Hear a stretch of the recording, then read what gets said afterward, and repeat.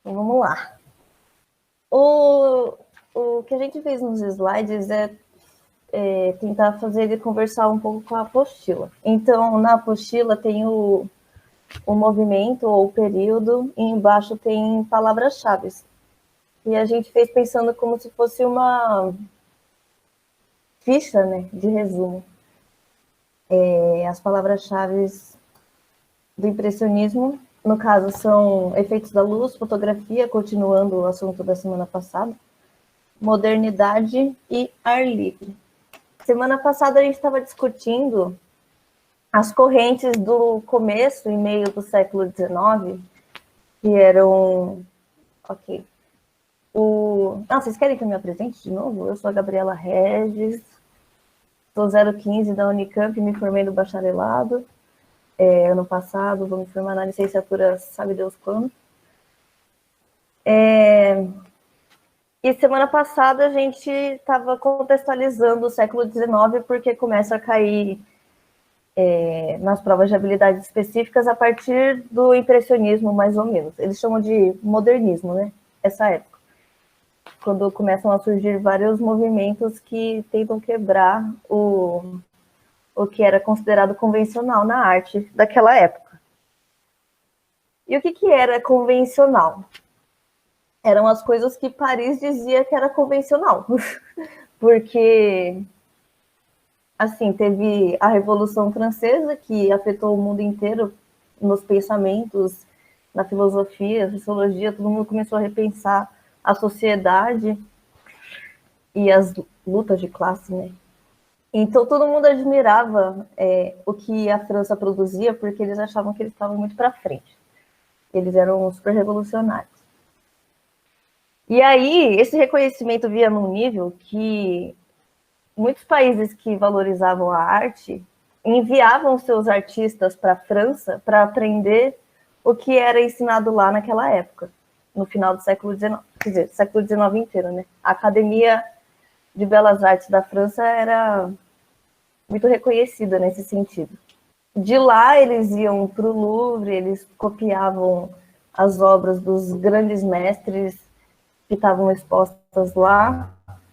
Eles tinham que seguir esse panorama da academia de que os grandes mestres eram a solução artística para a pintura. Só que tinha muita gente que discordava disso, de dentro da academia, de fora da academia. A partir do meio do século XIX, na França começou a sentir uma revolta com essas convenções que a academia passava. Justamente porque os artistas queriam sair desse ideal e fazer coisas novas, explorar outras coisas. Só que a academia olhava esses quadros e falava, isso não é válido. Então, um cara que quis ousar e desafiar a academia foi o Manet, e ele quis expor os quadros deles nos salões anuais, um dos salões, né, o de 1863, e os professores dele recusaram a inscrição, falando, não é válido o seu quadro. E aí os artistas que tinham sido recusados brigaram bastante, porque eles achavam que a pintura deles devia ser vista. Isso gerou uma briga, e aí a academia resolveu fazer a vontade deles, mas de um jeito meio escroto. Eles fizeram esse chamado Salão dos Recusados, aqui em 1863, com as obras que tinham sido recusadas no salão anual da academia, o Salão dos Artistas Franceses. E como o Caio tinha falado, ele já tinha citado na aula passada, basicamente esse salão foi feito para as pessoas verem essas obras e rirem delas, como se fosse menor do que as que estavam sendo expostas no salão oficial. Só que como a sociedade estava mudando bastante, por causa da Revolução Industrial e a Revolução Francesa, eles achavam que essas ideias eram muito ultrapassadas e pretendiam fazer com que a arte chegasse onde a modernidade estava, onde as cidades estavam chegando. Então, eles consideravam que as convenções da academia, essa valorização da arte greco-romana, do neoclassicismo, eles queriam que isso não fosse mais a verdade absoluta na hora de produzir os quadros. E aí, a Ana Lúcia também estava falando no passado desse Félix Nadar, o que está aqui na fotinha, né? Acho que vocês devem lembrar. Esse cara era um fotógrafo, para você ver como as coisas andam juntas. E ele concordava com as ideias do Manet, tanto que ele... Sim, ele ofereceu o estúdio dele para esses artistas que estavam bravos com a academia, para fazer essa primeira exposição dos artistas independentes, foi como eles chamaram, que não estavam ligados a esse movimento convencional. E essa exposição foi a primeira exposição impressionista, mas não foi o nome que eles deram, por causa de uma das obras que estava lá, e a gente vai falar mais para frente. Enfim, só para vocês verem a relação das coisas. O Félix Nadar emprestou o estúdio dele, e aí eles fizeram uma exposição, chamaram de Salão dos Artistas Independentes, e aí a crítica depois caiu em cima, falando, ai, esses artistas impressionistas. Foi assim que ficou conhecido. No último tópico ali, estava falando da Revolução Industrial, como... Obrigada, Nicole. Como que isso afetou a vida diária, né, dos artistas. Tipo assim, eles foram expostos a coisas que eles nunca tinham visto antes, porque estava começando a globalizar o mundo. E também avançar muitas técnicas, que antes eram um pouco rudimentares. Por exemplo, para pintar, eles costumavam, antes da Revolução Industrial, ter que misturar o pigmento lá na hora, com gema de ovo, têmpera, uns negócios meio... Tipo, precisava de uma condição ideal. E aí, com as fábricas, eles tiveram a oportunidade de poder sair do estúdio dessas condições ideais para pintar ao ar livre, onde eles quisessem, porque agora tinha tubos de tinta. Aí a tinta não secava rápido, enfim, todo um avanço aí nesse sentido. A fotografia também foi um avanço pela possibilidade de você perceber melhor a luz nos cenários. Como eu disse, a academia via isso de uma forma muito idealizada. A coisa do que era escuro era uma ilusão que tinha que ser feita pelo artista. E aí, quando você tira uma foto, você percebe muito melhor essas coisas de luz, como ela incide no ambiente. E também eles foram influenciados por artes que estavam chegando de outros lugares do mundo. Essas artes gráficas, conta aí a xilogravura, a litogravura, eram técnicas que podiam possibilitar a reprodução de artes de outros lugares. Por exemplo, as artes francesas podiam vir para o Brasil através de reproduções em gravura. E também artes chinesas, japonesas vinham para a Europa e eles ficavam estupefatos com o quão diferente a cultura deles via o espaço e o desenho. Então é muito doido isso. Como essa revolução... obrigada. Estilo e litogravura. Estilo é uma impressão numa matriz de madeira. Matriz é a base, né? Você cava a madeira para fazer o desenho negativo, aí passa tinta em cima e imprime no papel. A litogravura é a mesma coisa, só que em pedra. Não é a mesma coisa porque você não tem que gravar, né? Você faz meio que uma pintura por cima com materiais próprios, e aí você tem todo um procedimento de laboratório lá. Exato, como cordel. No Brasil, isso foi bem forte no Nordeste. para literatura de cordel. Então, tem bastante arte brasileira nessa parte de estilogravura. Aí, vamos ver como é que as coisas se encaminharam na França. Pelos livros de história, eles dizem que, além da Revolução Francesa, também existiu uma revolução artística lá. Que são assuntos que a gente estava discutindo semana passada. Pode ter ficado meio solto, mas agora eu fiz um diagrama para ilustrar o que o livro Gombrich diz ter sido essa revolução.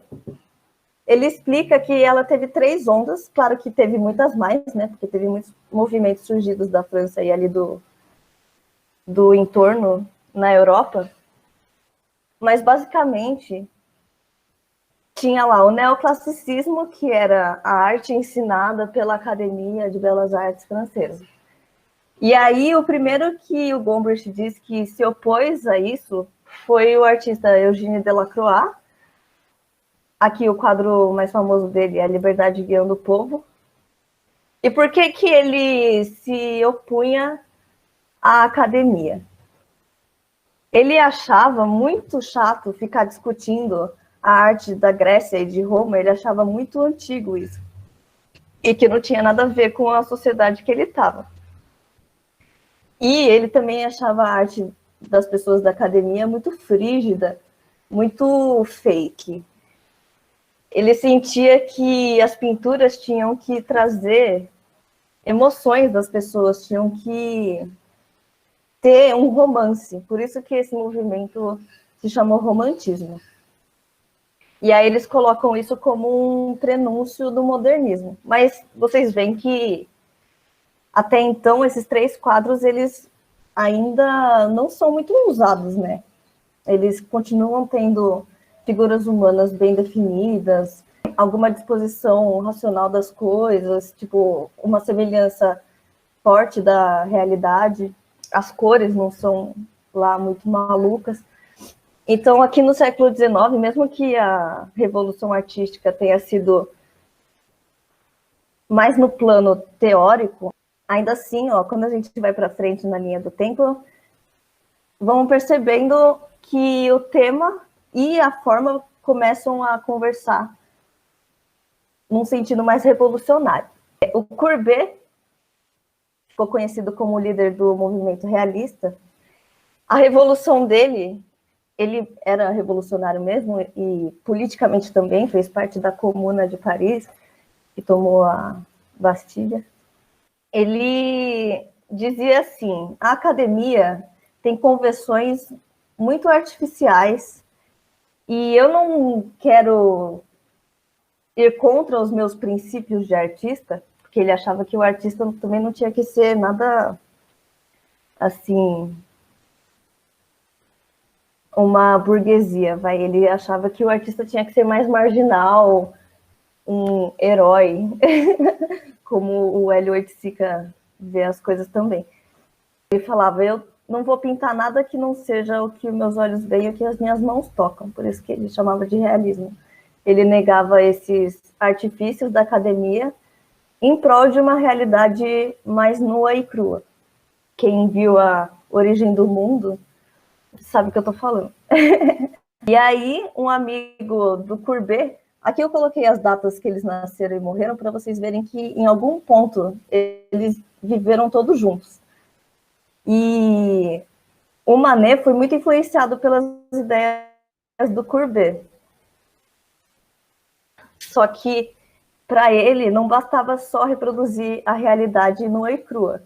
Ele achava que, mesmo a gente fazendo isso, ainda tinha algumas convenções que precisavam ser deixadas de lado, principalmente em relação ao chiaro escuro. Ele era muito contra. Ele dizia: meu, se você sair na rua e olhar o sol batendo nas pessoas, as sombras não são assim tão suavizadas. Existe um contraste muito grande entre o que é iluminado e o que está na sombra, e nem sempre essas...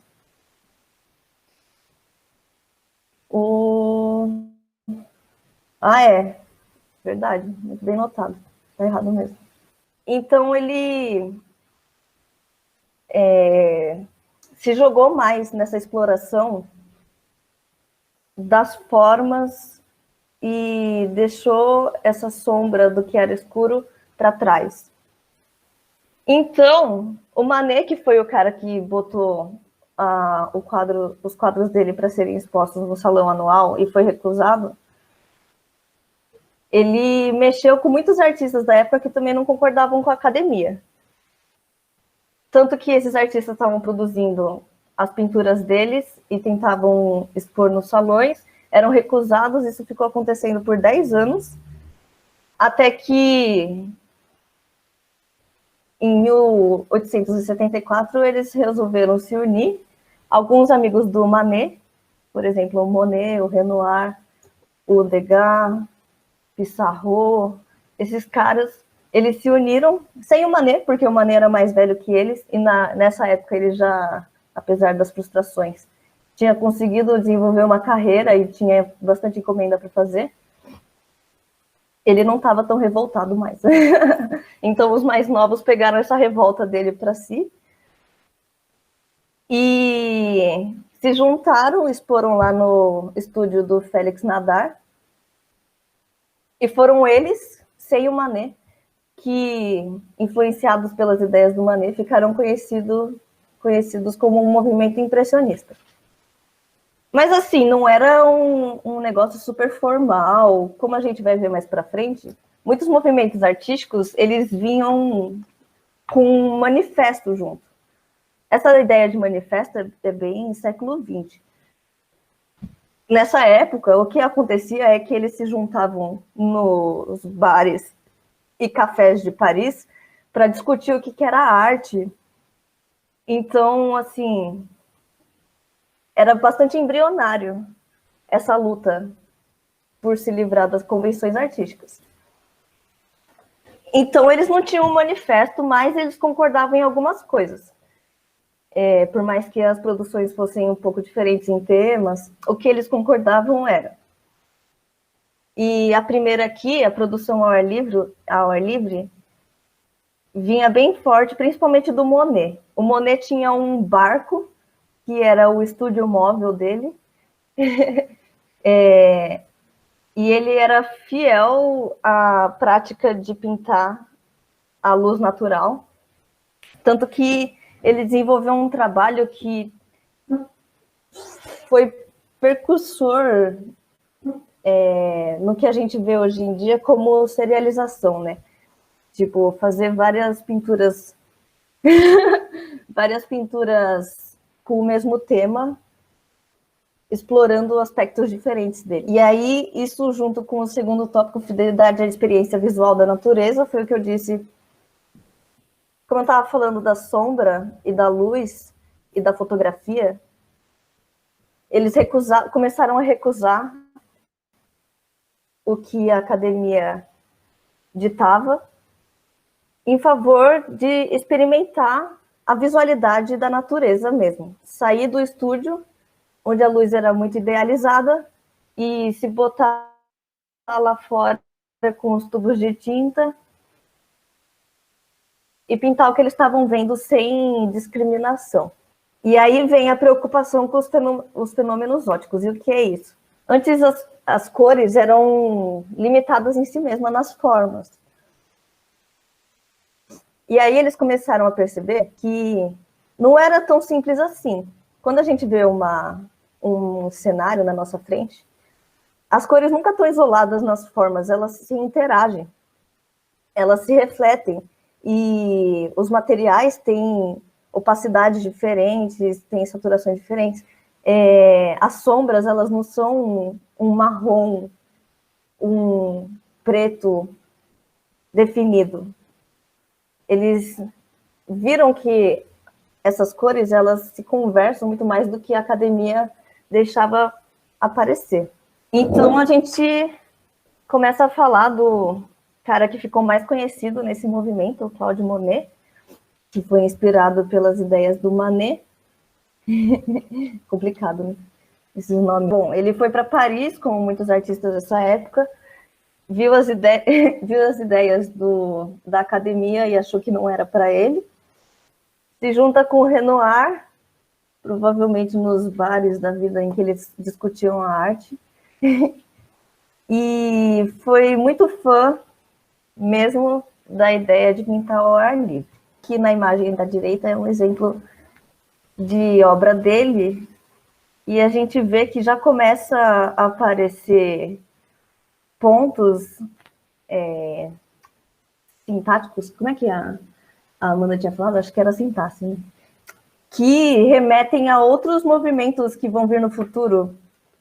Por exemplo, o divisionismo, o neoimpressionismo, o pontilismo, todos esses nomes são a mesma coisa. E aí vem a obra que causou grandes impactos na sociedade francesa daquela época, Impressão Nascer do Sol.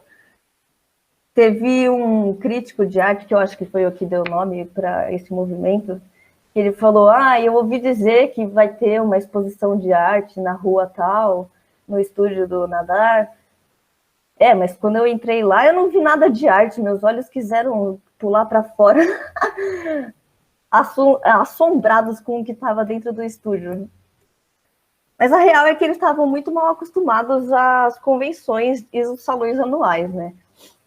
O que o Monet queria passar para a sociedade é que a pintura não tinha mais que ser uma idealização da natureza, mas sim captar o que os nossos olhos veem de fato.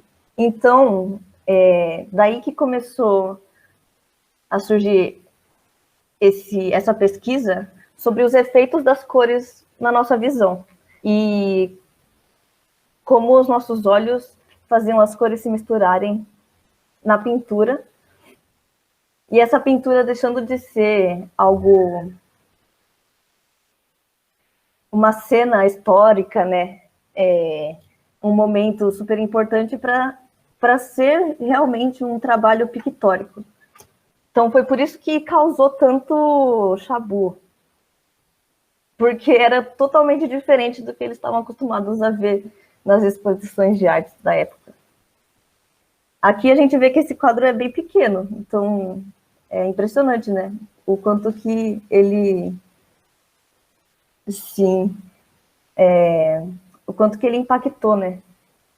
Mas desde o Courbet, inclusive alguém tinha comentado isso no grupo dos educadores, que a gente estava deixando de falar sobre as dimensões. Desde o Courbet, as cenas cotidianas sendo tratadas em grandes dimensões, em quadros de 1 metro, 2 metros, era muito chocante. Tipo assim, para a academia, cenas históricas e deuses e coisas clássicas greco-romanas tinham que ser de maior dimensão, porque era super importante. Agora, cenas cotidianas, cenas de natureza morta, essas coisas tinham que ser em pequena dimensão, porque não era tão relevante assim.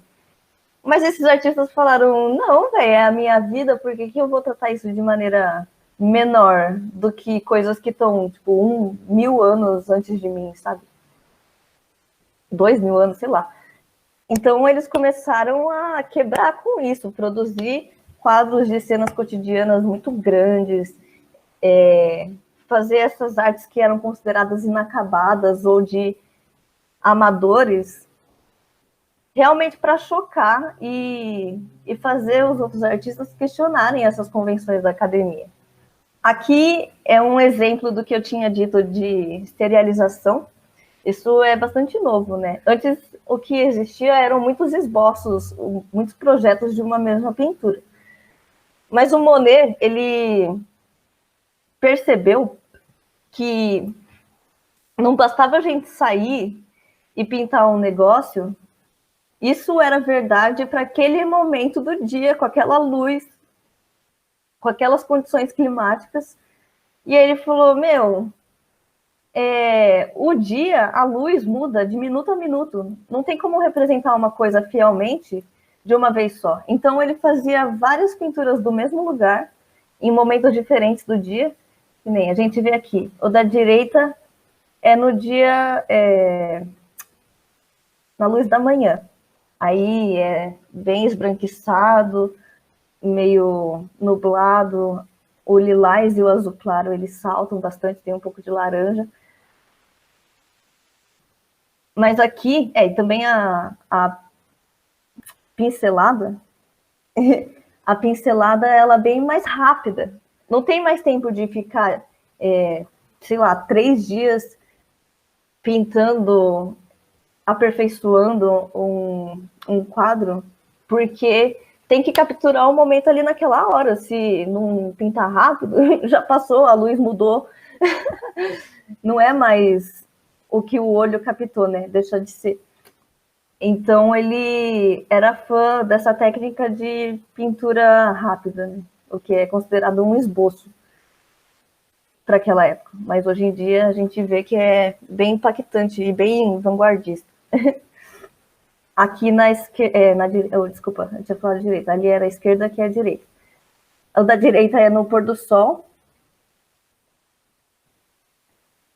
E a gente chama de pinceladas rápidas, normalmente, quando vamos definir isso. Se alguém tiver uma informação mais precisa, pode falar.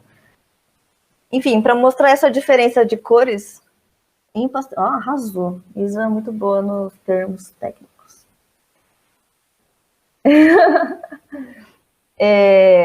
Pode passar. Só para exemplificar, né? Como que eles viam essa coisa da luz e das cores influenciando a pintura ali, que tinha que ser o ar livre e rápido. E aí um dos outros grandes nomes que expôs junto com o Monet nessas primeiras exposições é o Pierre Auguste Renoir. Ele tinha um grande sonho de ser pintor, mas não era muito apoiado pela família. Em algum momento ele conseguiu ir para a França e ingressar na escola, na Academia de Belas Artes, onde ele virou amigo do Monet, mas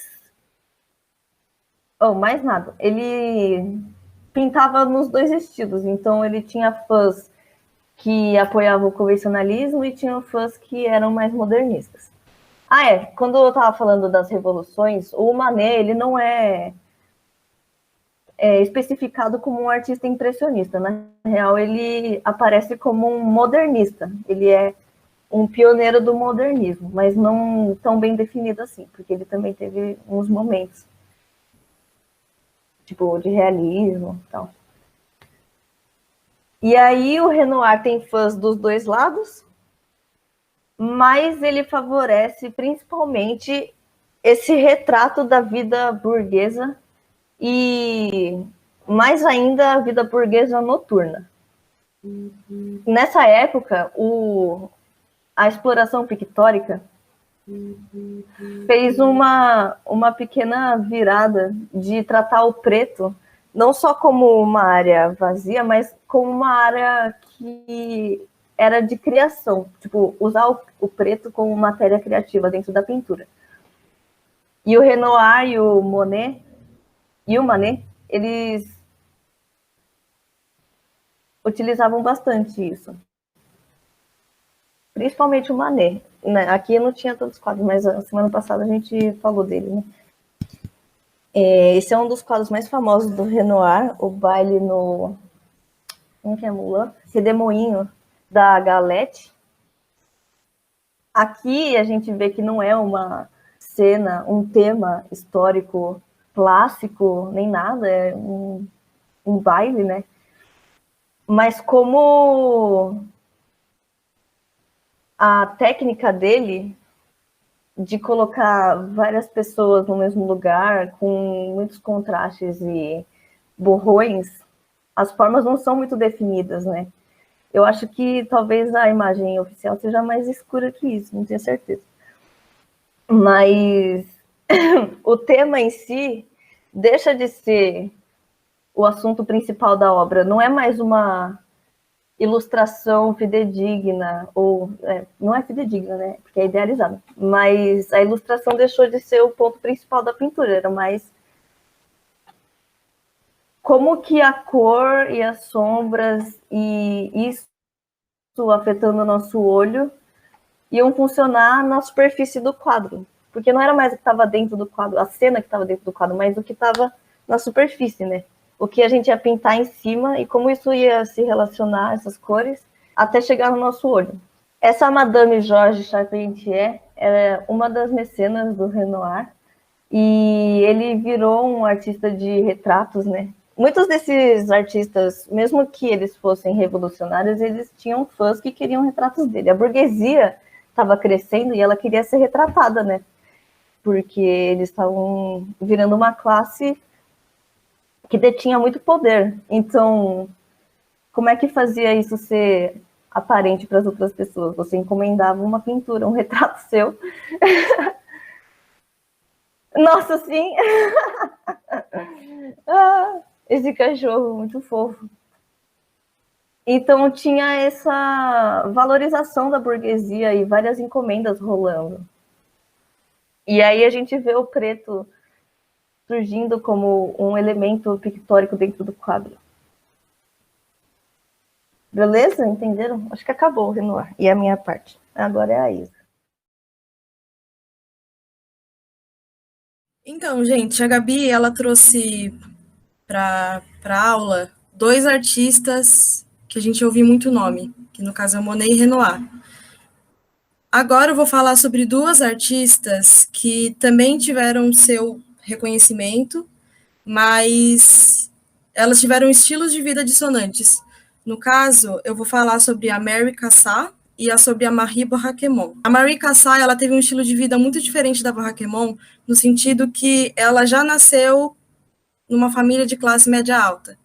Então, isso influencia muito quando a gente fala sobre se tornar artista, porque que é o que a gente fala, né, a pequena burguesia, que essas pessoas, elas têm uma educação artística desde a infância, que é o caso da Cassá.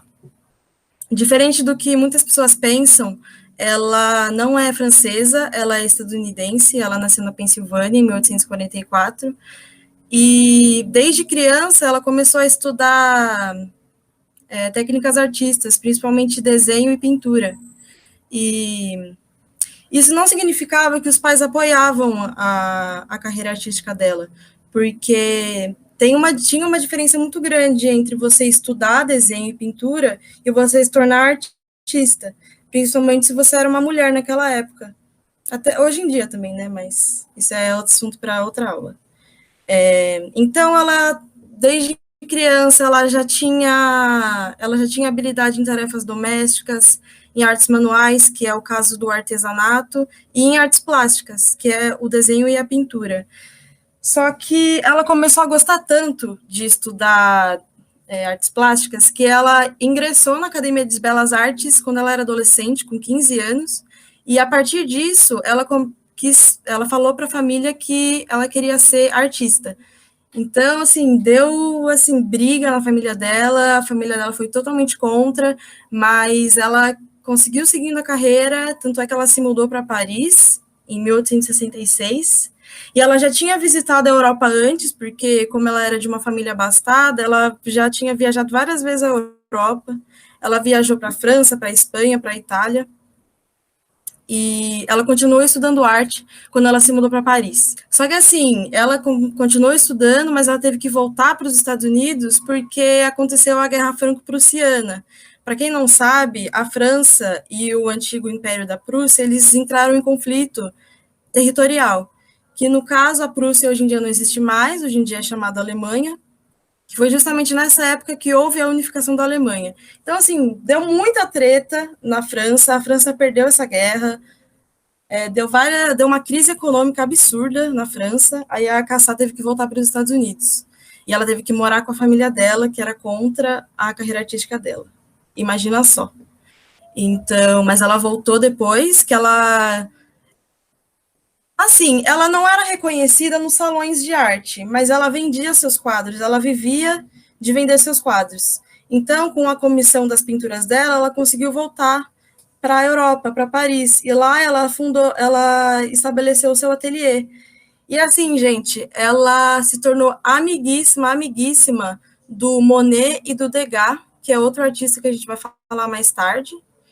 Assim, eles eram super amigos, aí, assim, meio que tornou o grupinho dos impressionistas. Os impressionistas, no geral, eles se conheciam, assim.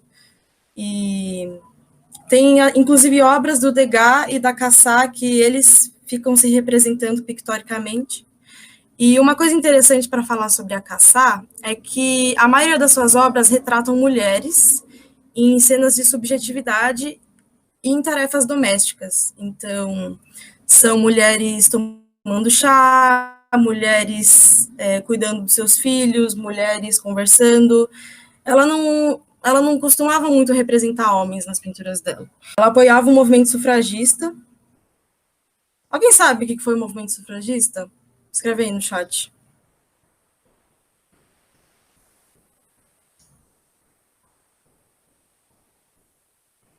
Peraí. Voto feminino. Exatamente, gente. O termo sufrágio nada mais é do que voto. E essa foi a primeira onda feminista. Ela começou nos Estados Unidos e depois foi para a Europa, mais especificamente no Reino Unido. E a Cassat, ela era assim, ela era árdua defensora desse movimento. Ela não necessariamente estava ativa nesse movimento, mas ela apoiava. Sim, sim, Giovana. Ela mesma foi uma das principais pessoas do movimento sufragista. Então, gente, a Cassat, ela tem essa relação muito forte com a vida da mulher, com as cenas de subjetividade que aparecem nelas. Então, essa pintura aqui na esquerda é o retrato dela mesma, que é com guache sobre papel. E, aliás, uma curiosidade sobre isso, o guache que a gente conhece hoje em dia não é o guache que eles usavam, que os artistas usavam antigamente. O guache de hoje em dia é uma tinta que chama poster color, que é uma pintura de secagem muito rápida e tudo mais, que eles faziam pôsteres. Isso é só uma curiosidade. O guache que os artistas usam é um outro tipo de guache feito à base de cola. Gente, essa pintura aqui é provavelmente uma das pinturas mais conhecidas da Cassat. Vamos fazer um exercício?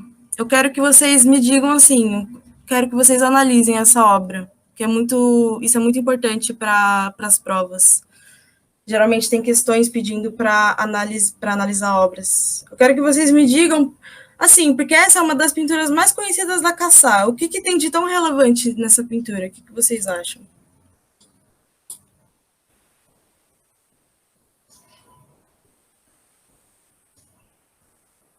Uhum. Sim, sim. O tom de azul também, a postura. Sim, gente. Gente, pelo amor de Deus, ó, parem para analisar essa poltrona. Qual é a estampa dessa poltrona? Quando a gente olha, parece que não tem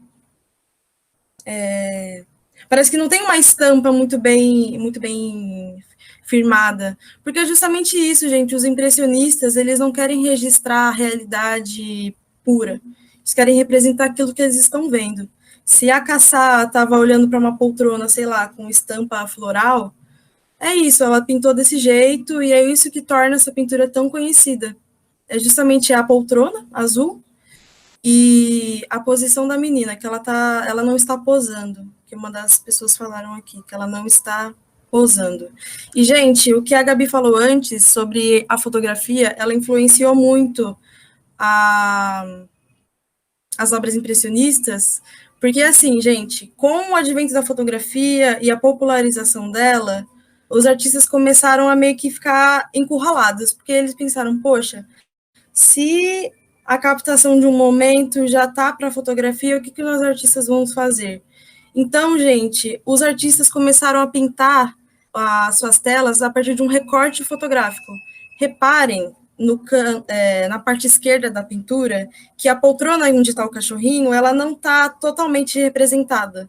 Está só a metade dessa poltrona. Se a gente fosse olhar para uma pintura do século XVIII, sei lá, uma pintura do Renascimento, do Barroco, a gente jamais ia ver uma representação de qualquer coisa pela metade. Aí os impressionistas começam com isso, porque se eles estão olhando a impressão, se eles estão pintando a impressão de alguma coisa, então eles vão representar aquilo que eles estão vendo exatamente, e não vão estar preocupados com o enquadramento perfeito.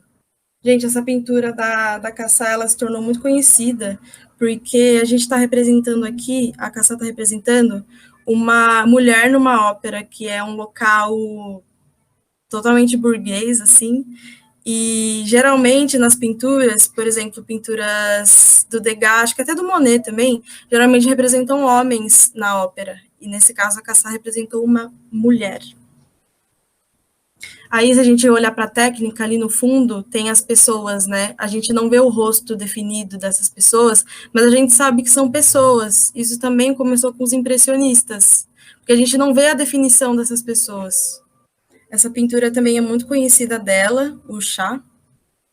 E ela é até grandinha, né? Assim, 92 centímetros. Mas. Então, essa pintura também é muito conhecida. Do lado esquerdo é a irmã da Cassá. Ah, é muito bonita, né? É a irmã da Cassá e a mulher que está segurando o chá é a amiga delas. E assim, gente, essa pintura ela é muito conhecida por causa do foco que ela tem em relação à prataria. Aqui, no caso, é o bule, a xícara e a bandeja. Quando a gente olha para essa pintura, a gente tende a olhar para essa parte da prataria e não para os modelos primeiro. Claro que isso depende da visão que a pessoa tem, mas essa pintura se tornou muito conhecida por conta disso, porque meio que o foco da pintura não é a pessoa, e sim a pintura toda, né? A pintura propriamente dita. E uma coisa importante que a Gabi já tinha falado antes é que os temas que os impressionistas estavam pintando eram muito diferentes do que os artistas estavam representando no passado. Porque assim, gente, a gente tem 5 temas principais da pintura, que são as pinturas de história, que é representação da mitologia, da Bíblia, sim, sim, quase uma natureza morta, sim. Então, assim, em primeiro lugar, as pinturas mais valorizadas são as pinturas de história, que elas representam a mitologia grega, representam momentos históricos mesmo, representam passagens da Bíblia. Em segundo lugar, nós temos as pinturas de retrato, que são as pinturas de nobres, pessoas importantes. Em terceiro lugar, nós temos as pinturas de gênero, que é o caso dessa pintura aqui da Cassá, é uma pintura de gênero.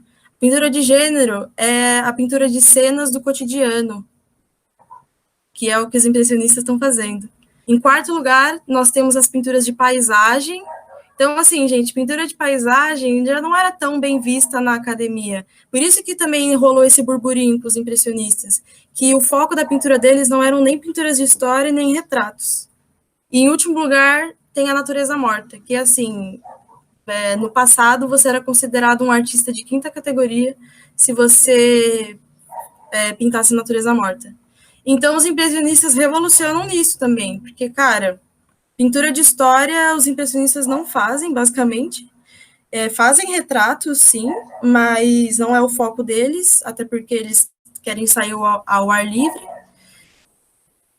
E pintura de paisagem, que é muito presente em Pissarro, Monet, Renoir. Acho que tem umas coisas do Cézanne também. Pode passar. Eu trouxe essa pintura aqui porque a Cassá ela fez muitas pinturas sobre mães cuidando dos seus filhos. Não mães, mas figuras maternas. Então, mães, vós, tias. Ela pintou muitas pessoas segurando bebês, cuidando de bebês. Tem uma pintura dela que a mãe está amamentando o seu filho. Isso, assim, é inédito. Inédito não, mas não era nada comum uma pintura dessas. Pode passar. E agora nós vamos para Marie Raquemont, que ela foi muito injustiçada na história da arte. Inclusive, se a gente pesquisar o nome dela na internet, a gente vai achar poucas pinturas dela, porque isso tudo foi motivo do seu marido que ofuscou ela no cenário impressionista. Ela se casou com um impressionista também, o Félix Raquemont, e ele não aceitava a forma como ela pintava. Não era nem que ela era uma mulher artista, mas que ele era contra a forma que ela interpretava o impressionismo. Então, assim, ela foi totalmente ofuscada na história da arte o nome dela tá sendo mais citado agora pelas versões revistas da história da arte, mas no passado não tinha muito, não falava muito sobre ela. O que é até contraditório, porque ela participou de 3 exposições impressionistas, então ela estava ali no meio artístico, mas o seu marido, ele ofuscava, ele pegava pinturas dela e ele assinava as pinturas com o nome dele. Então, assim, ela foi totalmente injustiçada. Tinha que ser homem. Então, assim, ela nasceu em Paris, ela era francesa, então, e assim, ela era descrita como uma das grandes damas do impressionismo, que essas grandes damas, no caso, eram Marie Cassatt, Berthe Morisot e a Roquemont. Tem pessoas que falam sobre a Eva Gonzalez também. Sim, sim, Carolina, nossa, exatamente. Sobre isso, tem um filme, gente, muito bom, chamado A Esposa, não sei se vocês já ouviram falar. Não é sobre artes, é sobre literatura. Mas fala sobre isso, fala sobre o apagamento da mulher. Sabe aquele ditado horroroso de que por trás de todo grande homem há uma grande mulher? É exatamente isso que aconteceu. Mas assim, gente, ela era talentosíssima, porque com apenas 17 anos ela teve uma obra exposta no Salão de Paris. Não era só a exposição dos impressionistas, era o Salão de Paris, que era aclamadíssimo em todo o mundo, não só na Europa. Ela também foi amiga de outros impressionistas, como Monet e o Degas. Se eu não me engano, ela chegou até a ser musa do Manet em algumas obras, mas eu posso estar enganada, posso estar falando da Eva Gonzalez. Então, ela participou de 3 exposições impressionistas. E, gente, peraí, deixa eu ver o chat aqui. Nunca se relacionem com homens artistas. Sobre uma artista, Margaret King, que foi muito injustiçada pelo marido, inclusive a trilha sonora. É um filme também sobre essa questão. Ah, tá. Qual que é o nome do filme? Chama Grandes Olhos. Tá. Tem disponível, assim, em plataforma? Não sei. Tem no YouTube, eu acho. Ah, tá. Só uma recomendação. Uhum.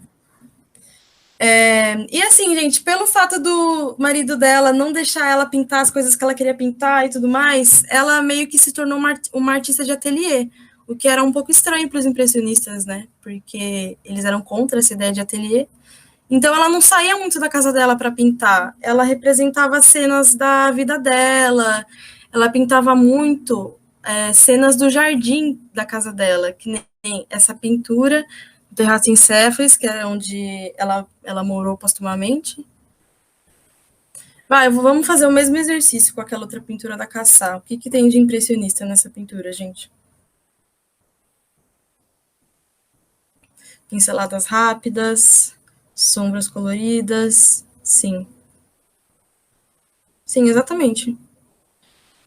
Não enquadramento. Gente, olha a mãozinha do moço, eu acho que é o marido dela. Olha a mãozinha do cara ali, que não tá totalmente enquadrada, tá faltando só um pedacinho. Gente, no passado isso ia ser um absurdo. No fundo não tem detalhamento. Sim, exatamente. O que é engraçado, porque a gente sabe que são árvores, que são casas, mas não tá nítido, né? Que Pierre Bourraquemont era o filho da Marie, que inclusive esse cara, ele meio que assumiu para o mundo que o pai dele, no caso Félix, estava ofuscando a mãe dele na história da arte. Ele escreveu um documento falando como o pai dele era machista, como o pai dele era opressor com a mãe dele. Sim, amém. Então, gente, essa pintura é muito parecida com a outra, né? Que é ela representando uma pessoa no jardim dela, porque ela não podia muito sair de casa. E é isso. Pode passar, Nicole. Essa pintura aqui é um exemplo que ele é uma mistura de natureza morta com paisagem. E, gente, olhem as pinceladas dessa pintura. Gente, é um absurdo como ela criou textura nesse quadro. E meio que tem uma dimensão entre as plantas, né? A gente consegue ver a diferença entre elas, que tem diferentes vasos. Gente, aquela árvore ali no canto esquerdo, gente, a textura dela é incrível. Muito legal, né? E agora eu vou abrir uma discussão, porque assim, gente, antes a gente viu o Monet e o Renoir, e agora a gente está vendo a Cassai e a Braquemont. Vocês conseguem perceber uma coisa, assim, em relação a mulheres impressionistas e homens impressionistas? O que eles representavam nas pinturas deles? Porque enquanto a Cassai e a Braquemont representavam cenas do cotidiano, cenas domésticas, de mulheres, cenas de jardim, os homens representavam o quê? Tá bom, Nicole. Cenas de bares, de cafés, de barcos, cenas de dança, cenas de tudo que as mulheres não representavam, basicamente. Mulheres nuas, sim, porque os nus femininos ainda eram muito presentes nessa época. Sim, Natan, basicamente pinturas fora de casa. E que a gente pode abrir uma discussão sobre isso, se a gente tiver tempo, porque o expressionismo é super extenso. Que é isso, né, gente? As mulheres artistas, elas estão presentes aí no universo da arte, mas vocês percebem como a diferença entre a própria arte produzida tanto por homens quanto por mulheres? Eu ouvi dizer... Peraí, deixa eu ver. Eu ouvi dizer que Natureza Morta era relacionada a mulheres, que elas não tinham muito reconhecimento com retratos e outros tipos de cena que não eram domésticos. Sim, é exatamente isso também. É porque, assim, Natureza Morta é um estilo de pintura bem antigo, até. Ele começou... Natureza Morta, na verdade, é um tipo de estudo de pintura que os artistas usavam para depois realizarem pinturas de história ou retratos. E, sim, muitas mulheres eram artistas, eram pintoras de natureza morta. E isso tem uma grande relação também, assim, com o machismo presente na história da arte em relação às mulheres, né? E é isso, gente. Vou passar a palavra para Caio. Se apresenta, Isa. É verdade, gente. Não me apresentei no começo. Gente, eu sou Isabela Vita. As pessoas me chamam de Vita só. Sou do bacharelado da licenciatura em artes visuais da Unicamp. E tem um termo que chama artes menores, que eram consideradas femininas. Artesanato, cerâmica, tecelaria, sim. Sim. Bordado também, tapeçaria. Artes aplicadas também. Brabíssima. Ai, gente. Ai, eu lembro desse dia, Natan. Foi incrível. Esse dia eu troquei uma fotografia do Natan com um bolo. Foi incrível. Enfim, gente, estou no terceiro ano da faculdade, estou aqui como educadora do Arte Pra Quê e espero que vocês tenham gostado aqui da minha parte. Então, bora. Pode ir, Caio. Bom dia, pessoal. E essa obra, Isa? Pode passar? Pode. Era só para mostrar as pinceladas. Eu não falei sobre o empastelamento que eu ia falar, né? Gente, empastelamento nada mais é do que a tinta que ela não fica rente ao tecido da tela. Então, assim, gente, no passado era uma característica técnica, inclusive, que a tinta ficasse o mais lisa possível na tela. Isso é muito presente em pinturas barrocas, pinturas renascentistas. Até no começo do século XIX isso era presente. E assim, com os impressionistas, como eles faziam essas pinceladas rápidas, eles não estavam nem um pouco preocupados em deixar a pintura, a tinta o mais rente possível da tela. Então, por isso que também cria esse efeito de pincelada rápida, que a gente chama de empastelamento, que parecem achuras, né? É uma pintura com textura. E isso é uma característica muito forte dos impressionistas. É isso. Pode ir, Caio. Oi, gente, bom dia. Continuando então essa leva de pintores impressionistas, a gente tem o Degas. Degas vem também de uma família bem rica. Não sei se vocês lembram na apresentação da semana passada que a Gabi mostrou Ingres. E o Ingres foi um grande mestre, assim, pro Degas, no sentido de que a pintura que o Ingres fazia, claro, era neoclássica, mas tinha um desenho muito bem definido, né? E a pintura e o desenho do Degas vão ser muito conhecidos. A pintura do Degas está muito relacionada com o movimento e o espaço. Dentro do impressionismo, a gente tem toda essa pesquisa ótica e visual muito intensas.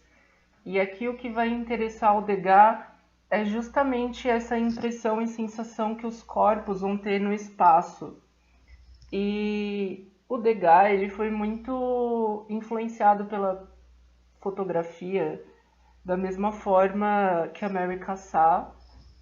E é muito importante tudo que a Isa falou a respeito desse recorte fotográfico, né? Essa sangria, essa parte da tela que fica de fora e que era muito pouco convencional na pintura neoclássica. Aqui eu acho que é uma das telas mais famosas do Degas, né? O grande tema dele, se é que isso pode ser um tema, na verdade um objeto de estudo, e aí a gente pode entrar numa discussão já atualizada a respeito desse objeto, dessas bailarinas que o Degas pintava justamente, né? Menores de idade, gente, Degas um homem mais velho. Tem alguma coisa estranha aí, não é mesmo? Enfim, péssimo. Mas o Degas, nessa pintura, a gente tem todos esses elementos formais que eu falei, né? O próprio recorte da tela, se vocês olharem nos seus cantos direito e esquerdo. Então, Ana, não sei. Não posso afirmar com toda certeza. É muito interessante, inclusive, pegar o gancho do que a Ana falou e pegar o que o Gombrich, que é um autor inglês que escreveu História da Arte, que é um livro do vestibular, fala justamente sobre isso, que o Degas, nessas pinturas e desenhos das bailarinas, ele não traz nenhuma dimensão psicológica. E aí, novamente, a gente entra nessa discussão a respeito do gênero na pintura, no sentido de que essa pintura machista, ela não trazia uma dimensão psicológica para as mulheres, é como se elas não pensassem, sabe? Então, sim, isso é muito problemático. Se a gente fosse parar para pensar friamente, cancelaríamos a história da arte europeia inteira, né? Péssimo. Sim, a Isa já comentou sobre esse livro. Qual era o nome daquela autora, Isa, que você comentou do artigo comigo? Deixa no chat. Então, é a Camille Lawrence. Ela escreveu um livro chamado Little Dancer Aged 14, que é o nome de uma estátua do Degas, que conta a história da principal musa do Degas.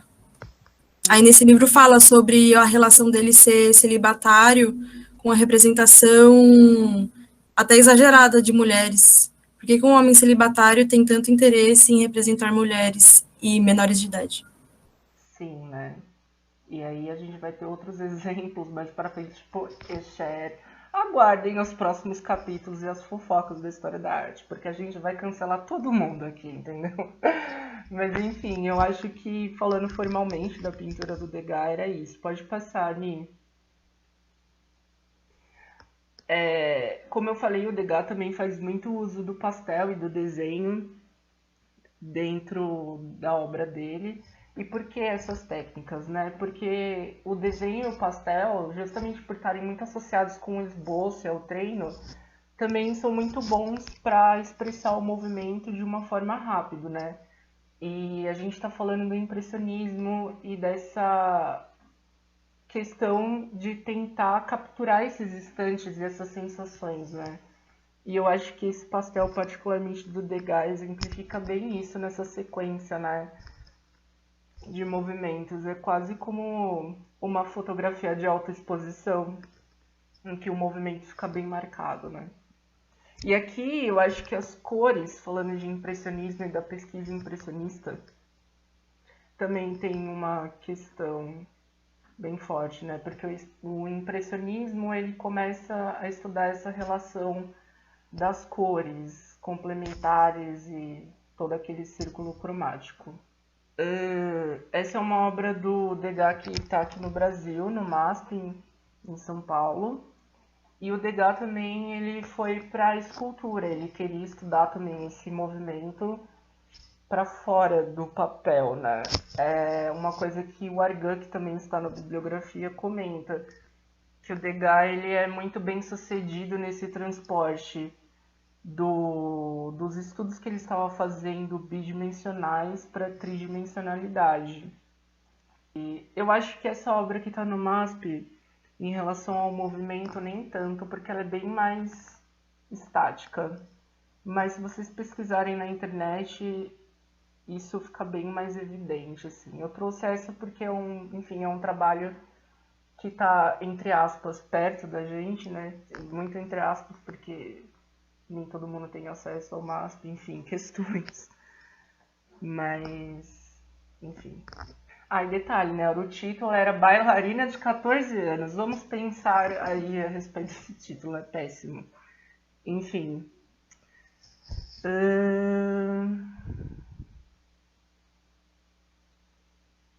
Tem, Carol? Desculpa, a gente não está acompanhando isso. Sim, essas musas, né? Essas modelos que os artistas trabalharam com, enfim, tem relações meio shades, não é mesmo? Enfim. Para fechar o Degas aqui, eu trouxe outra tela que tem um recorte muito fotográfico, o absinto, como sabemos é uma bebida alcoólica fortíssima, e eu queria que vocês descrevessem para mim o que vocês estão vendo nessa tela, o que chama atenção.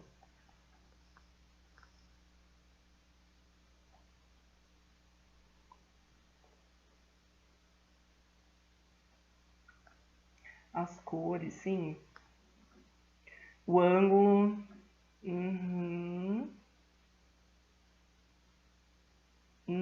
A perspectiva, a feição. Eu acho que é até legal trazer essa tela, porque ela tem cores bem anti-impressionistas, assim, se a gente for pensar aquelas cores bem vivas e mais fortes de artistas tipo a Mary Cassatt, Monet. Eu acho um contraste bem legal. Ela tá bem mal, né, gente? Ela tá meio acabada. Sim, tudo isso, né? São pessoas dessa vida noturna mesmo, né, parisiense. E eu acho que vocês pegaram o essencial, assim, muito importante da questão formal desse quadro. Esse recorte, né, é quase como se nós, junto com o Degas, estivéssemos assistindo essa cena, essas pessoas do outro lado da nossa mesa, né? Enfim, é um recorte muito fotográfico e bem importante para a gente entender essa questão dentro da obra, das obras impressionistas, né? Seguindo o baile dos cancelados, a gente tem aqui o Rodin, que é considerado aí pela nossa literatura. É sempre bom lembrar que a gente está falando de uma literatura também do hemisfério norte, europeia, americana, no caso americana, né? Quem escreve muito sobre o Rodin é a Rosalind Krauss, que é uma autora americana. Mas o Rodin, ele foi, assim, um escultor que começou a despontar dentro das pesquisas tridimensionais aí, porque a gente também fala da história da arte, de todas essas questões branca, europeia, tal, e também uma história muito pictórica, né? exatamente, modernismo que vamos cancelar todos. Mas é uma história muito pictórica, ou seja, muito ligada à pintura. E, enfim, vamos elaborar aí as questões. Pode passar ali, porque tá tudo pintura.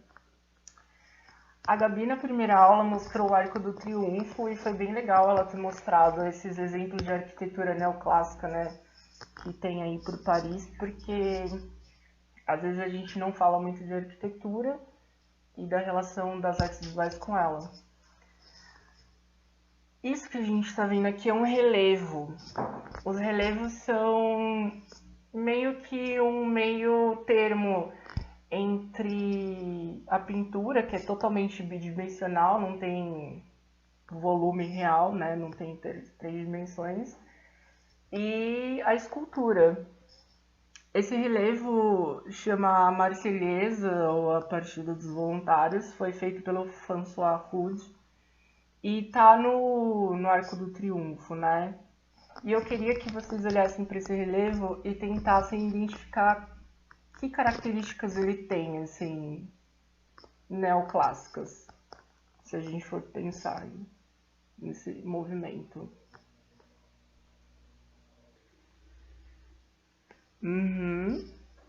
Heroísmo, né? Sim, sim. A Partida dos Voluntários. O título sempre é muito importante para vocês tentarem sacar alguma coisa da obra. É. Sim, né? Do mijo. Elementos greco-romanos, muito importante, Júlia. Sim. Então, Nathan também foi bem no ponto. A gente tem essa cena histórica, né? Toda a questão da Revolução Francesa. E a gente tem aqui uma coisa muito importante que os modernistas vão começar a se livrar, né? Que é a alegoria, ou seja, representar algum tema mítico com uma imagem, uma cara humana. E aí a gente tem aí em cima a Vitória, que justamente está guiando os nossos voluntários aí nessa revolução. E a Rosalind Krauss, que é essa autora americana que eu citei no começo da aula, ela fala muito desse trabalho para fazer um contraponto com as coisas que o Rodin vai trazer para a escultura. Por quê? Aqui, como é uma obra neoclássica, a gente tem que pensar nessa coisa racional, né, do neoclassicismo. Então é uma obra muito simétrica, os dois lados são muito bem equilibrados, tanto de cima para baixo quanto a relação direita para esquerda. O relevo, ele, por ter essa questão mais bidimensional, ele permite uma visão completa do trabalho tridimensional. Por que eu estou falando isso? Porque a escultura tem uma característica muito forte de você ter vários pontos de vista diferentes conforme você circula ela. E dentro do neoclassicismo vai ter sempre uma preferência por um ponto de vista frontal ideal, ou seja, mesmo sendo uma escultura, esses artistas neoclássicos eles tentam representar essas formas tridimensionais de uma forma muito mais privilegiada do jeito que você vê de frente. E por que isso? Porque a gente precisa ler essas histórias, não é mesmo? A gente tem que olhar esse relevo e entender que é a Vitória conduzindo aí o povo. Enfim, você tem que entender essa historinha. Isso tem que ficar muito claro. E dentro da escultura do Rodin, isso já não vai ficar tão claro. E a gente pensando nas pinturas impressionistas e no caráter modernista delas nesse sentido, a gente já vê um abandono dessas narrativas muito claras, né? A partir do momento que os artistas passam por uma coisa muito mais prosaica. E outra coisa muito importante, falando de escultura desse trabalho, é que se você olhar os personagens da nossa direita e esquerda e o movimento com que esses corpos circundam a Vitória, vão circulando, né? Então eles dão a impressão de que eles entram e saem do fundo da parede, né? do arco. Por que isso? Porque eles tinham que dar essa sensação de tela mesmo, de uma cena, e que é um elemento muito importante da escultura também, o espaço, né, onde essas coisas acontecem e o tempo, que é justamente essa noção de que você vê um corpo indo para frente e outro indo para trás, passado, presente e futuro. Isso é muito importante estar muito claro para os neoclássicos. Sim, bem ilustrativo, Gabi. E aqui a gente tem um trabalho do Rodin, o nosso querido cancelado, que vai contra tudo que eu acabei de falar. E eu queria ver o que vocês acham, por quê? O que está acontecendo aí nesse trabalho do Rodin? Ou era para estar acontecendo, né? Uhum.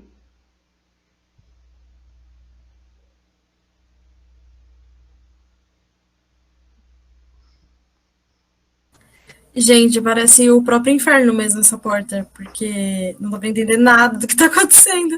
Sim, na Isa. Então, esse título, lembra que uma das principais inspirações também dos artistas, além da mitologia, era a literatura. A Porta do Inferno tem esse nome justamente porque era para ser uma ilustração do Inferno de Dante, que é um autor. Era. E vocês já sacaram por que era, né? Porque não dá para entender absolutamente nada do que está acontecendo aqui. Lembra que eu falei dessa relação figura-fundo, que o relevo reforça muito? Ou seja, essa sensação que você consegue, tem um espaço para além da parede, enfim, toda essa coisa quase de uma pintura. Então, aqui não acontece, justamente porque o Rodin parece que retorce muito essas figuras e elas são muito similares umas às outras, e isso gera uma ambiguidade. Você não sabe quem é quem, o que é fundo, o que é frente. Tudo está acontecendo de uma maneira muito simultânea e ambígua. E a Rosalind Krauss vai apontar pra gente que aqui começa a nascer a escultura modernista, porque ela passa de uma coisa muito mais narrativa, ou seja, contando uma história, e muito mais autorreferente, ou seja, é escultura falando da escultura. E por isso que muitas vezes quando a gente vê trabalhos de escultura modernista, a gente não entende muito bem, sabe? É uma dificuldade de, entre aspas, ler o trabalho, justamente porque ele não tá contando nada pra gente de uma maneira sequencial e bonitinha, sabe? Pode passar, Nini. Não, ele não é suíço, ele é francês. Aquela obra tá na Suíça. Essa porta inspirou a porta do Rodin. Parece até zoeira, né, gente? Mas aguarde os próximos capítulos, Maria. Você vai entender. Mas é uma inspiração do Rodin para fazer aquela porta, gente. Eu sei, parece mentira, né? Mas aqui a gente tá falando de um trabalho também do Renascimento italiano, perfeitinho, dourado, cheio de ouro. Nem parece, né? Mas enfim. O Rodin tem uma questão da arquitetura muito importante também, né? E aqui, as Três Graças são um tema muito recorrente tanto na pintura quanto na escultura, porque é um tema clássico da mitologia greco-romana, né? Mas a Rosalind Krauss cita esse trabalho justamente porque, como eu falei, né, essa questão de a narrativa está muito clara para o espectador e esse ponto de vista frontal ser mais, como se diz? Ai, gente, destacado. O Canova, ele tá dentro do neoclássico, esse movimento que nós estamos conversando, e essa ideia do movimento, né? Não são figuras repetidas, são figuras diferentes que sutilmente vão mudando de posição. Tá bom, Ni? Vão mudando de posição, né? Então a gente tem muita sensação de equilíbrio e simetria nesses trabalhos. E aqui nesse trabalho do Rodin, que inclusive está lá em cima da Porta do Inferno, a gente não tem nada disso. Por quê? Porque ele repete as três figuras, né? As três sombras são sad boys, são o oposto de tudo isso. E para Rosalind Krauss isso reforça esse sentido da escultura modernista não ter uma leitura óbvia e falar de si mesma, né? Enfim. A última coisa que a gente vai falar sobre o Rodin é que, bom, a gente sabe que o neoclassicismo tem aí sua grande inspiração na Antiguidade e no Renascimento. E a gente sabe que houve um grande estudo dos elementos anacrônicos. Anacrônicos não, anatômicos, eu já tô louca. Então, nesse trabalho aqui do Canova também, a gente tem isso exemplificado, ou seja, esses escultores eles tentavam fazer com que o movimento que as esculturas estavam tentando simular realmente parecessem feitos e possíveis por um corpo, sabe? Um pouco maluco para essa obra, mas por ter todo esse estudo anatômico, o escultor podia tentar reproduzir isso na obra dele, eu quero dizer. E aqui nesse trabalho do Rodin, isso não está muito claro. Por quê? Porque ele une o corpo da figura feminina com a masculina. E tipo, é meio estranho, assim, se você olhar de qualquer ponto de vista, não está muito clara a forma, né? Ela não está super bem desenhada como na obra do Canova. E a Rosalind Krauss, inclusive, descreve a figura feminina como um bolo de carne. Enfim, péssimo. Mas é isso, né? A figura do Rodin é muito ambígua. Os corpos se unem, se mesclam, enfim. Já não tem essa narratividade super clara. E agora, por que o Rodin foi cancelado, gente? Isso mesmo, Isa. É o primeiro capítulo. Vamos fechar aí com um grande exposé.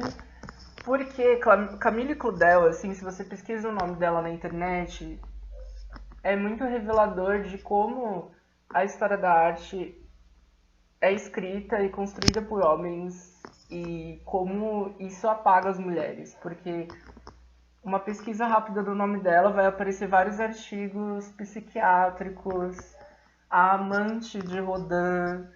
Então todo o trabalho artístico dela fica em terceiro plano.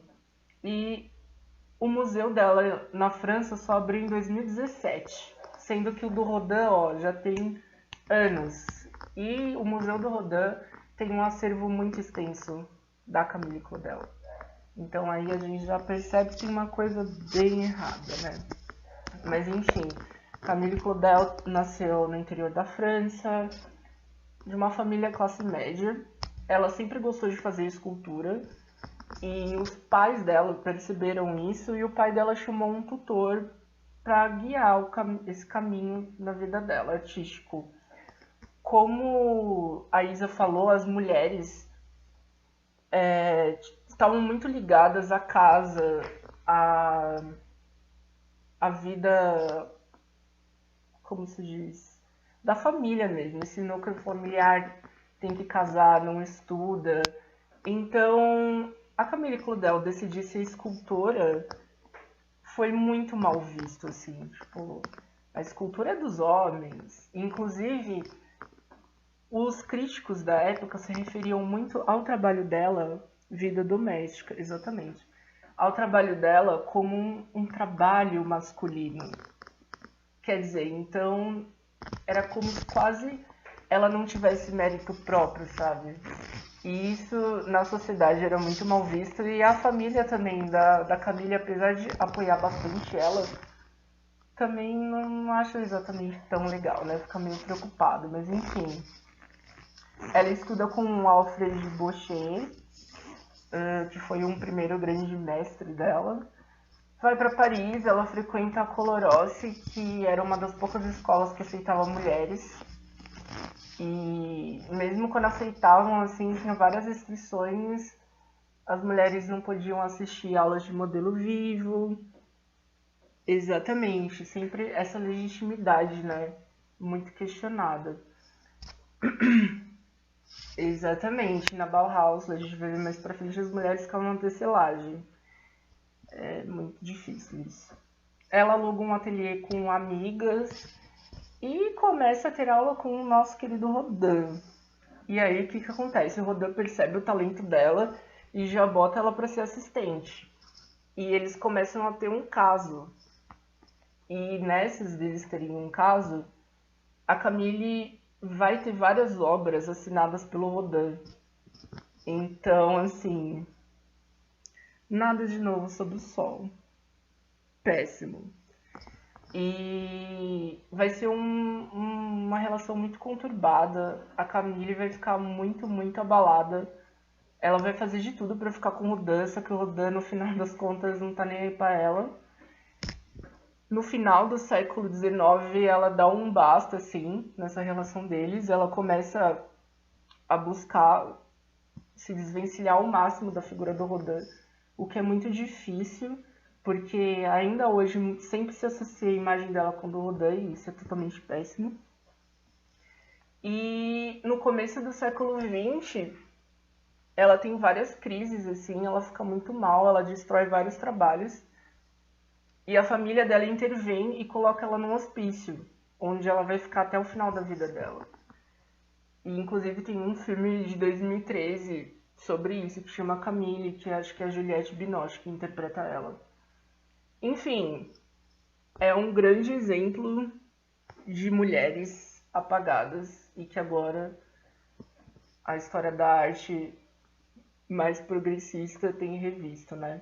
Eu trouxe esse trabalho da Claudel porque eu acho ele muito bonito para trazer uma coisa que a Isa já tinha comentado, né? A visão da mulher sobre as coisas, não uma visão masculina. Esse trabalho ele representa um tema hindu que a Camille Claudel estava estudando na época. Ela é muito influenciada pela literatura e pela mitologia também. E aqui a gente tem a mulher. Pensem aí, como a mulher está retratada nesse trabalho? Nossa, a Gabriela falou uma coisa essencial: o corpo não está sexualizado. Uhum. Eu acho que vocês sacaram, né? Esse ponto de vista da Camille vai ser muito interessante porque ela não vai ver o corpo da mulher simplesmente como um objeto sexual. Pode passar ali.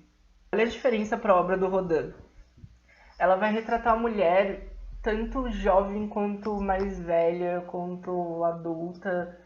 Enfim, ela vai ter um tratamento para o corpo da mulher muito mais emancipado e próprio, sabe? Que é totalmente diferente dessa obra do Rodin, se a gente comparar. Pode passar, Ani. Essas obras foram produzidas no mesmo período de tempo. E elas tratam muito sobre sexualidade, amor, muito dentro desse período que eles estavam vivendo esse romance, né? Mas as mulheres vão ser sempre o foco da Camille dentro da obra dela. E aqui, acho que tem, sim, vamos. Esse trabalho, ele tem uma questão importante dentro disso que eu falei da Camille e da visão dela sobre a mulher, porque o título é O Profundo Pensamento. E os artistas homens geralmente representam as mulheres não como seres pensantes, né? Isso é forte de se falar, mas é verdade. E uma artista se retratar assim é um statement muito forte, assim, tipo, muito importante. E por isso que a Camille era vista com esse temperamento forte, enfim, né? Sim, a Camille, ela era muito boa com barro, com gesso, com mármore. Inclusive, ela esculpia mármore pro Rodin.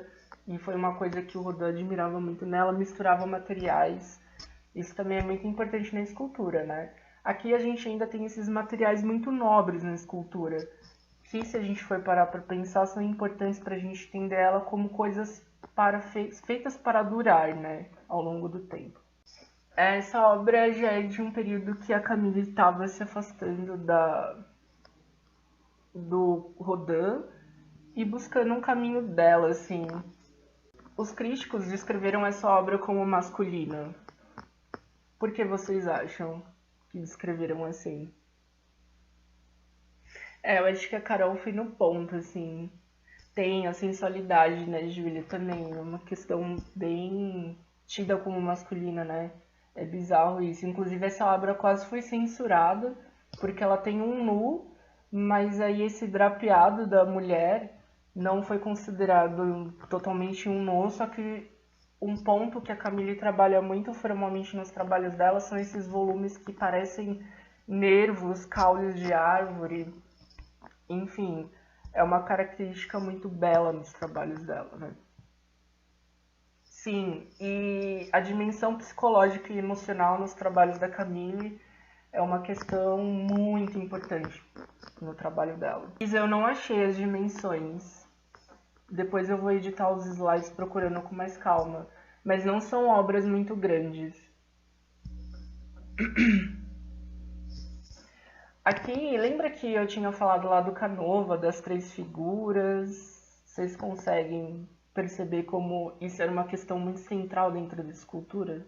Nesse trabalho da onda? O que vocês dizem do material dela?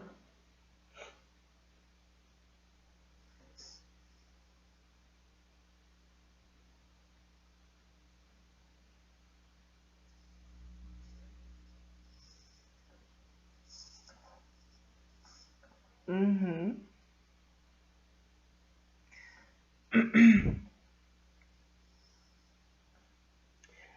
É uma questão. Gente, eu só falo é uma questão, vou morrer. Sim, exatamente. Tem essa mistura de materiais. Essa obra está no Museu do Rodin. E ela, assim, já foi feita em 1903, né? A Camille é internada em 1913. Detalhe, Camille foi internada com 40 anos, sabe? É um absurdo essa situação inteira. Mas enfim, ela tem uma carga sentimental e dramática bem importante, assim, porque é quase como uma entrega, né? Tipo, essas figuras estão quase à mercê dessa onda. E essa inspiração, como eu sempre falo, né? A história da arte sempre faz referências e a gente vai ver mais pra frente com mais força em obras do Van Gogh, enfim. Mas o japonismo, isso que a Gabi falou lá no começo da aula, é muito presente nesses artistas do século XIX franceses, porque eles estavam recebendo essas gravuras, essas coisas do Japão. É a começo da era Meiji no Japão, que é uma era que o Japão começa a se abrir de novo para o Ocidente, a fazer trocas comerciais com a Europa. Então, essa gravura e esse jeito de trabalhar as coisas de uma maneira muito plana para os padrões europeus começa a chamar muita atenção dos pintores europeus e essas influências começam a aparecer a partir daí, né? É o japonismo. E é isso, gente. Dúvidas, questões? Vamos. Caio, eu posso traçar um gancho assim em relação ao japonismo agora? É claro que pode. Espera, vou até abrir a câmera. Vou abrir a minha também. Tcharam.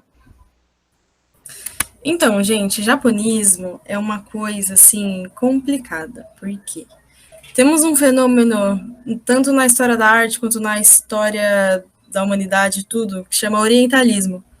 Não sei se vocês já ouviram falar, mas o orientalismo nada mais é do que o Ocidente acreditar que eles inventaram o Oriente.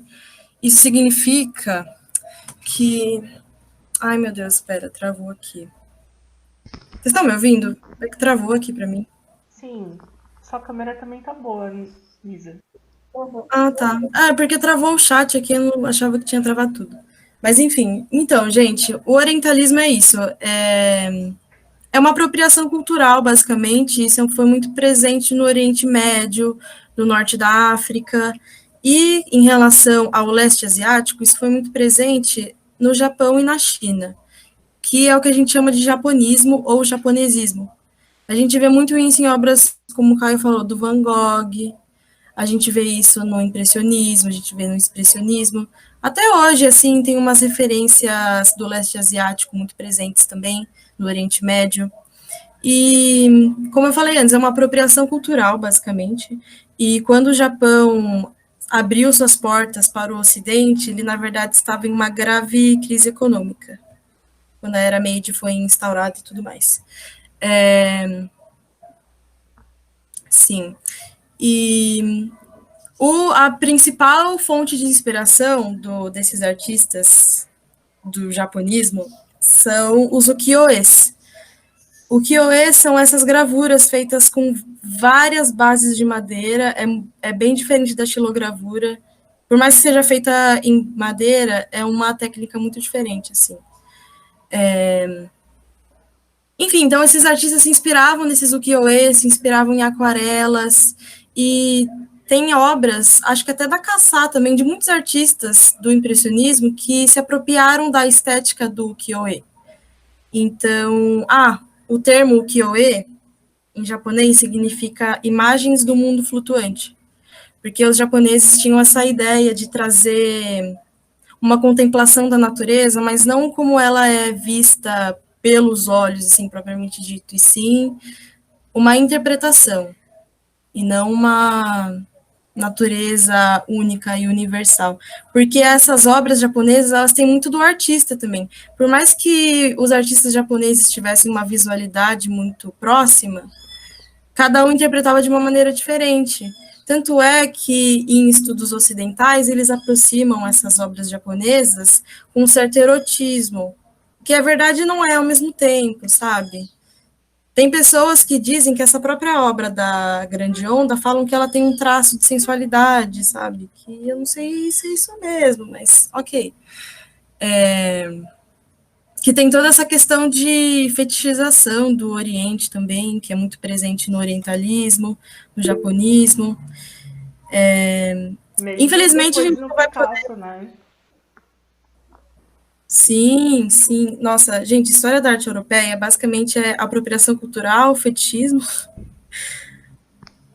Sim, cancela a Europa, cancela a Europa. Que nem, gente, tem uma obra do Monet que é basicamente ele representando sua esposa com um kimono e vários leques, tem vários leques no fundo. E essa obra é como se ele representasse atributos da cultura japonesa. Só que ele é até embaraçoso. Só que, assim, acho que ele não pesquisou direito, e ele colocou leques chineses na pintura, e não japoneses. Então, assim, é até uma pesquisa um pouco rasa por parte dos europeus, de acreditar que tudo do Oriente é, assim, ou japonês, ou chinês, sabe? Geralmente atribui muito Oriente a Oriente Médio, China e Japão só, e esquece todos os outros países. Que, aliás, gente, não sei se vocês sabem, mas teve uma artista asiática, indiana, mais especificamente, chamada Amrita Shergill, e ela expôs no Salão de Paris. Ela era uma artista impressionista e indiana. E o nome dela nunca é falado, assim. E depois também vários artistas japoneses e chineses vão para a Europa, né? E começam a tentar pintar de uma maneira europeia. Tem essa questão também. Teve uma exposição Sim. na Pinacoteca bem grande, inclusive, há muitos anos atrás, com obras de artistas chineses que foram para a Europa. Enfim.